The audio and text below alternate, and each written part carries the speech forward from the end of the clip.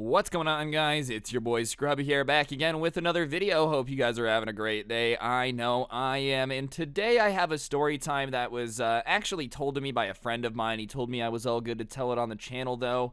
Basically, it's about how when he was 12, some guy dared him to hack him and basically embarrassed him in front of everybody and kind of challenged him to it.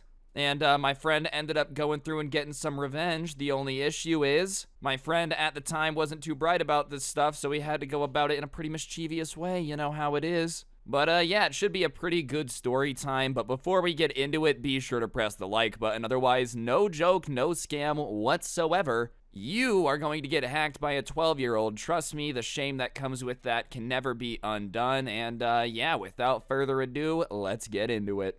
Alright, so my friend Jared has always been a pretty cool dude in my opinion. You know, he's pretty into computers. He's always building some type of crypto mine or a Raspberry Pi this. He just really loves that type of stuff.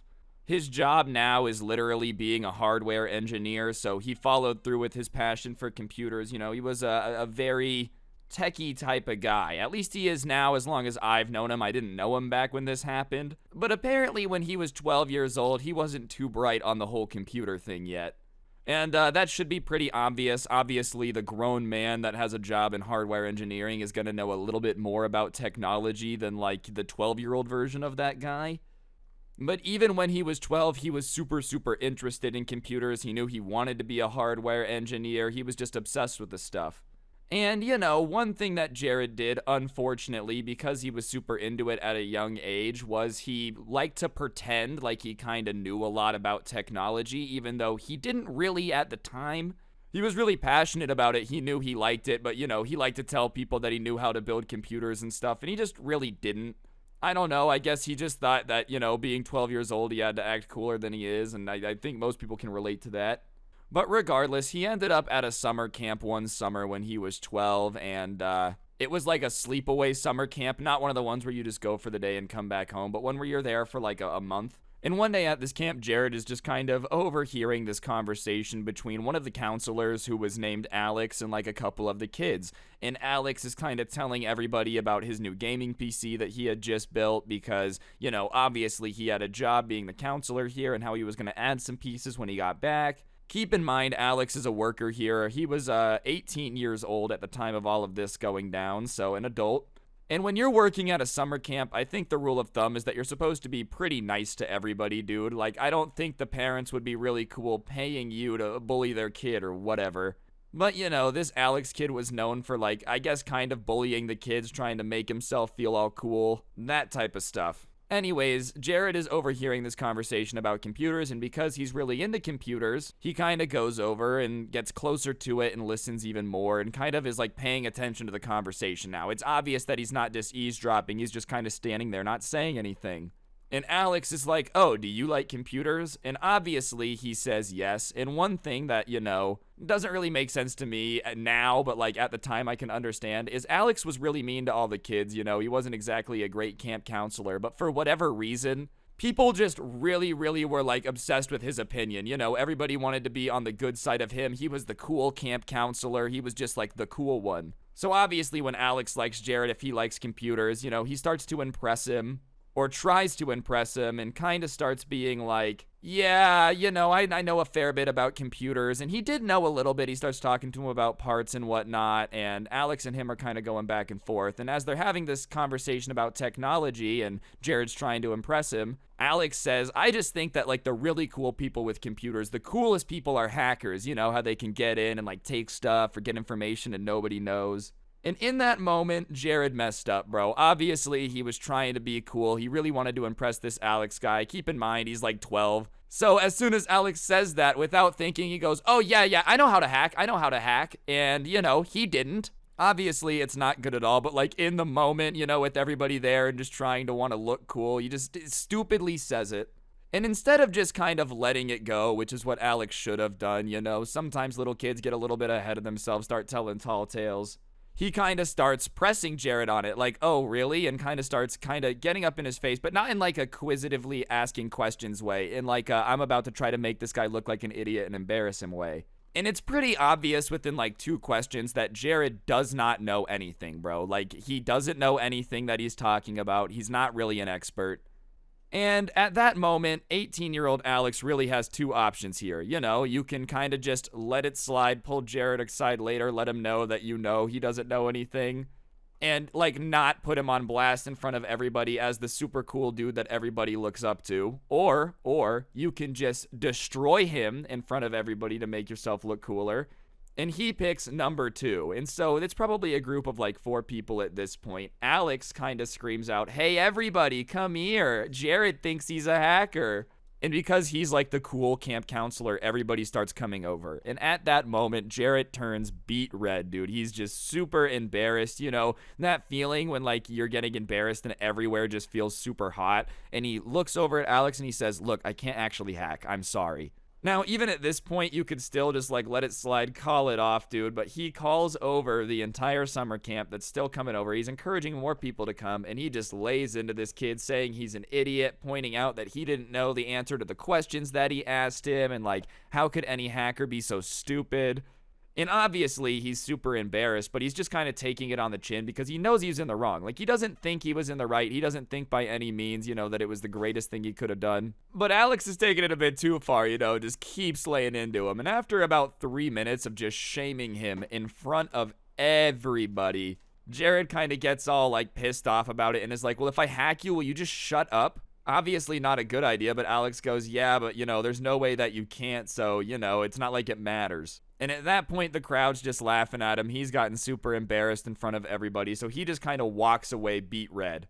Obviously, Jared's in the wrong in this situation. You shouldn't say that you can do stuff you can't do, but like an adult just going after a 12-year-old at that point to just shame him for minutes and minutes in front of everybody, like, isn't the nicest thing either. So he starts thinking of ways that he can try to, like, quote-unquote hack Alex. Obviously, he doesn't actually have any hacking skills. You know, he doesn't know how to actually hack into anything.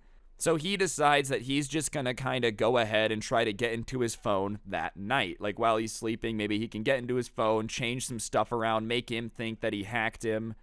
And I'm not going to lie, that's pretty stupid and kind of creepy if you think about it. Like, oh, I'm going to go into his cabin while he's asleep and steal his stuff. Like, all right, that's kind of weird. But whatever, he figures it's just the best way to, like, get Alex off his back and try to save some face. And honestly, it's probably just not worth it, but that's his plan. He decides to go through with it. And his plan is to get in, like I said, and change something, but his main target was his Facebook account. This is a long time ago, obviously. He's an adult now, and at the time, Facebook was like the cool social media. So if he could get in and change the name to that, then, you know, it's all good. Now, as I said, this is creepy. Don't do this. Don't be, like, sneaking into cabins and taking people's stuff and hacking them. That's just weird. The only excuse is that he's 12 and it ends up going wrong and he's stupid, and that's why it's a good story time. Anyways, after he comes up with it, everybody's kind of treating him weird. The rest of the day is super awkward and tense, but he's determined to make his plan happen. You know, he's just kind of thinking it over in his head, where he's doing the thing where you, like, live your thought out, you know, where you're just daydreaming, like, super intensely. And throughout the day, he's just kind of watching Alex, and he watches him unlock his phone a couple times, and he learns his code, so that way, if he ever gets to it, you know, he can get into it.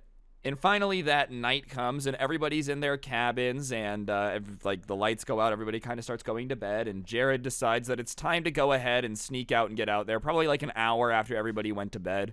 To the point where most people would be asleep, you know, but, like, if he was out, it wouldn't be that questionable. And he realizes that he's going to have to sneak to a different cabin, but he doesn't want to get questioned by anybody as to, like, why he's out. So he decides that he's, like, not going to use his flashlight. But when he turns off his flashlight and goes outside to sneak to the other cabin, it's pitch black. You know, he had grown up in, like, a suburb where even at night there's, like, street lamps, that type of stuff to kind of look where you're going. But they're in the woods, dude. There is none of that. So he's kind of just stumbling all over the place, kind of trying to get through and, like, get to the other side where the cabins are.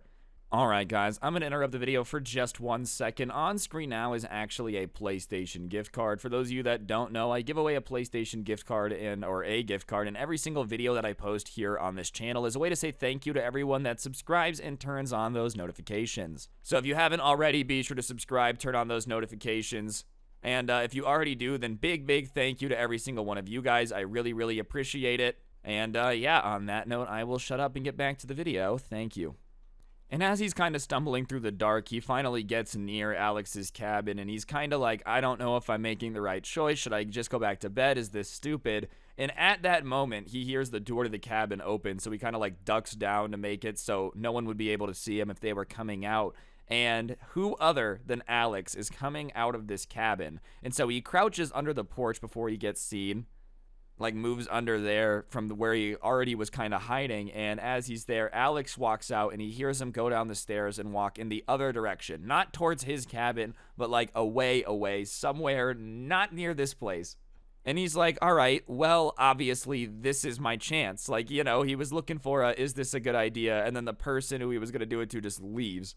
So at that moment, he kind of creeps out from under the porch, slowly opens the door, slowly starts sneaking in. Remember, it's a cabin full of other people that are sleeping. So even though Alex is gone, it's not like it really matters. He still has to not wake anybody.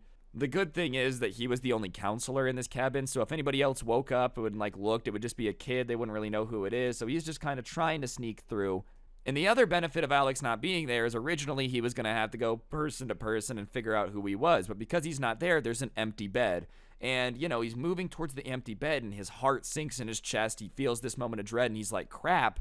I bet you if he left, he took his phone with him. And if his phone's not here, then it doesn't matter. I can be here. It doesn't matter. Nothing's going to change. But as he gets there, thank God, for some reason, he had left his phone charging on his pillow. So, you know, by the grace of Grayskull, his plan has somehow worked out. The phone's there. So he punches in the code.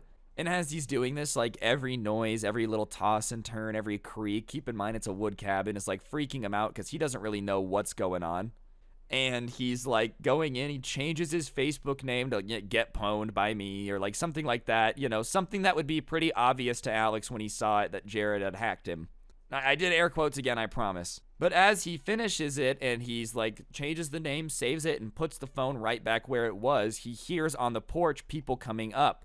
And he's near a window and he looks out and Alex is coming back into the cabin. He had left, but, you know, he had just come right back, I guess. Maybe he realized he had forgot his phone or something. So Jared has this moment where he doesn't know what to do. He's like, dude, I don't know if I'm going to get caught. Do I just surrender? And like in a split second, he just goes under Alex's bed. So at this moment, he's curled up under the guy's bed of like whose phone he was just messing with. He comes back in and Alex gets in bed. So he's stuck underneath him and it sounds like he's going to sleep. And so Jared is sitting there trying to be as quiet as possible and he's thinking and he's like, dude, I can't move for a while. Like I have to let this dude fall deeply asleep before I can move. Otherwise I'm busted. And it already would have been weird if you caught me trying to change his phone. But if you caught me sleeping under its bed, it's even more weird. You know, like this is just getting out of control quickly. I should have just never done it.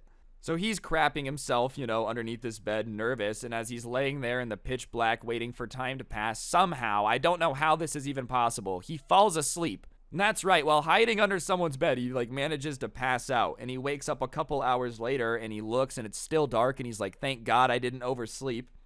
And he rolls out from under the bed and creeps out.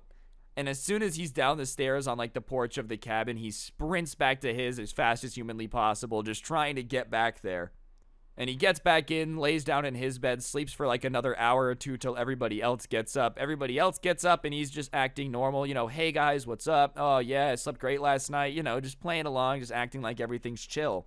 And as everything's being normal, people are getting ready and whatnot, there's a knock on the door and everybody looks out and it's Alex. And they're like, yo, Alex is here. Yo, Alex is here. And the door opens and he looks in and he says, hey, Jared, can I talk to you?